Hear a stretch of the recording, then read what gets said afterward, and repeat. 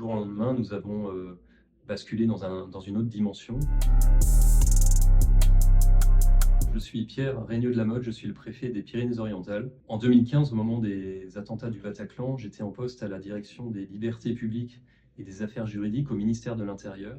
Et c'est cette direction qui a eu la charge de mettre en œuvre l'état d'urgence. Le 13 novembre 2015, j'étais dans un taxi. La radio du taxi était allumée. On entendait le commentaire sportif sur le match France-Allemagne. On a entendu le commentateur dire « Tiens, il y a eu une explosion ». C'est seulement arrivé chez moi en regardant les chaînes d'information en continu que j'ai compris ce qui était en train de se produire. Il y a eu ensuite un basculement dans la nuit du vendredi au samedi avec la décision politique de déclarer l'état d'urgence. Et du jour au lendemain, nous avons basculé dans une autre dimension, une dimension marquée par l'urgence, par la nécessité d'une très grande réactivité. Pendant le premier week-end, j'ai signé des dizaines et des dizaines, au total pas loin d'une centaine de décisions d'assignation à résidence. Ces mesures concernaient des personnes dangereuses, donc personne ne pouvait dire si voilà, elle n'allait pas réagir ou nous menacer. Je me suis dit, mais finalement, je m'expose auprès de ces individus en inscrivant mon nom en bas de ces documents. Nous avons fait voter une loi